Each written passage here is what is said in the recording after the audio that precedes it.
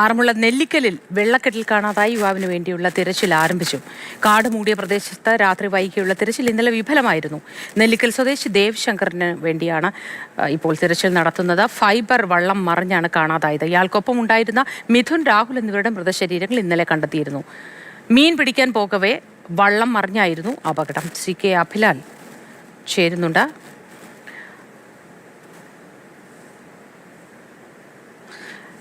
അഭിലാൽ, തെരച്ചിൽ എങ്ങനെ പുരോഗമിക്കുന്നു?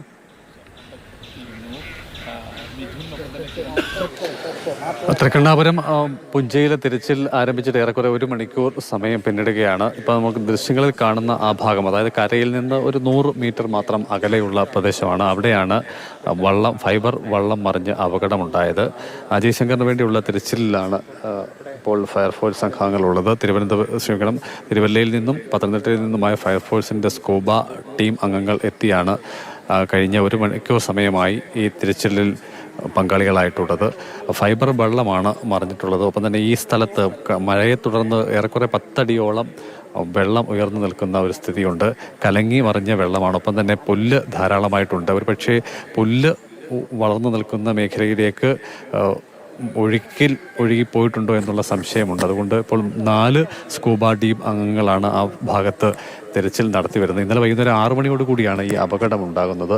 4 പേരാണ് സ്ഥലത്ത് എത്തിയത്. രാഹുൽ, മിഥുൻ, അതോടൊപ്പം തന്നെ അജയ് ശങ്കർ, ഇവരുടെ സുഹൃത്തായ ഒരാൾ കരയിൽ നിൽക്കുകയും ബാക്കി 3 പേർ വലയുമായി ഫൈബർ വള്ളത്തിൽ ഈ ഭാഗത്തേക്ക് പോവുകയുമാണ് ഉണ്ടായത്. ആ സമയത്താണ് വള്ളം മറിഞ്ഞ് അപകടം ഉണ്ടാകുന്നത്. വലിയ തോതിൽ വെള്ളമുണ്ടായിരുന്നു. ഒപ്പം തന്നെ അടിത്തട്ടിലെ ചെളി പുഞ്ചപ്പാടമാണെന്നതിനാൽ തന്നെ ചെളിയിൽ ആണ്ടുപോയി മരണം സംഭവിച്ചു എന്നുള്ളതാണ് കണക്കാക്കുന്നത്.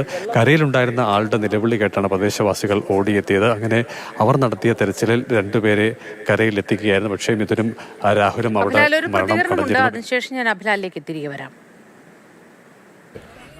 എല്ലാവർക്കും നല്ലപോലെ നീന്തറിയാവുന്നതാ. പമ്പയാറിന്റെ തീരത്ത് താമസിക്കുന്ന ആൾക്കാരാ അവര്. ഞാനാ 2 പേരെ കൊണ്ടുവന്നേ അവിടുന്ന്. വലിയ ഒഴുക്കുണ്ടായിരുന്നു സമയത്ത്. വെള്ളം പൊങ്ങി നിൽക്കുന്നേ. ഒരാൾക്ക് നീന്തറിയാത്ത ആളെ ഇപ്പം തപ്പുന്നു ഉള്ള ആളിന് നീന്തറിയത്തില്ല. മറ്റേ 2 പേർക്കും നീന്തറിയാവുന്നവരായിരുന്നു. ഒരാളാണെങ്കിലും ചുണ്ടമ്പളത്തെ സ്ഥിരം കയറിക്കൊണ്ടിരുന്ന ആളാണ് ഇതിന്.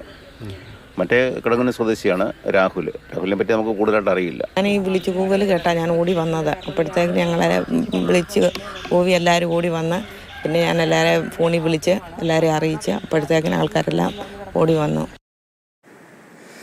അഭിലാൽ തുടരുന്നുണ്ട്. എല്ലാവരും ആ സമയത്ത് ഇടപെടൽ നടത്തിയിരുന്നു. പക്ഷേ ഒരാളെ രക്ഷിക്കാൻ കഴിഞ്ഞില്ല എന്നതാണ്. കൂടെ ഉണ്ടായിരുന്ന മിഥുൻ ബന്ധുവാണ് ദേവ്ശങ്കറിന്റെ. ഇപ്പോൾ ദേവ്ശങ്കറിന് വേണ്ടിയുള്ള തിരച്ചിലാണ് പുരോഗമിക്കുന്നത്. അഭിലാൽ, പറയൂ.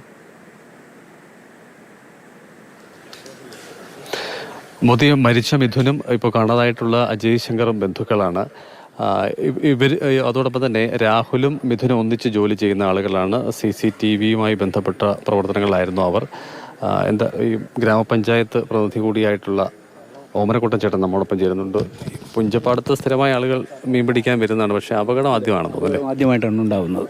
ഇങ്ങനൊരു സാധ്യത നമ്മൾ വർഷങ്ങളായിട്ട് കേട്ടിട്ടേ ഇല്ല. പിന്നെ ഇതെങ്ങനെയോ സംഭവിച്ചു എന്നുള്ളത് നമുക്ക് പറയാൻ പറ്റത്തില്ല. പക്ഷേ ഈ 3 പേരും നല്ലതുപോലെ അറിയാവുന്ന ആൾക്കാരാണ്. കാര്യം ഇപ്പം നമ്മൾ തിരയുന്ന ഈ ദേവശങ്കർ എന്ന് പറയുന്നത് തിരുവല്ല സ്വദേശിയാണ്. അദ്ദേഹം ചെറുപ്പം മുതലേ നീന്തലിന് വിദഗ്ധനുമാണ്. അപ്പോൾ ഏത് സാഹചര്യത്തിലാണ് ഇതുണ്ടായത് എന്നറിയില്ല. ഇത് കാരണം വല കൊണ്ടുപോയതാണ്.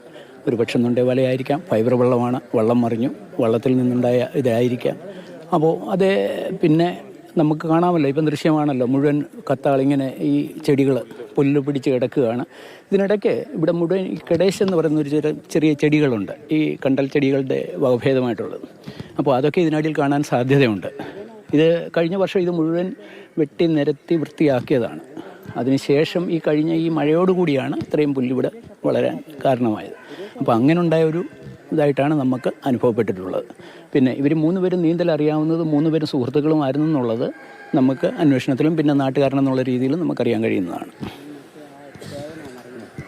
ദേവശങ്കറിൻ്റെ സ്വദേശം തിരുവല്ലയിലാണ്. വിവാഹത്തെ തുടർന്ന് ഇവിടേക്ക് താമസം മാറുകയായിരുന്നു. രണ്ട് മക്കളാണ് അദ്ദേഹത്തിനുള്ളത്. ഒരാൾ 5ാം ക്ലാസ്സിലും മറ്റൊരാൾ 1ാം ക്ലാസ്സിലും പഠിക്കുകയാണ്.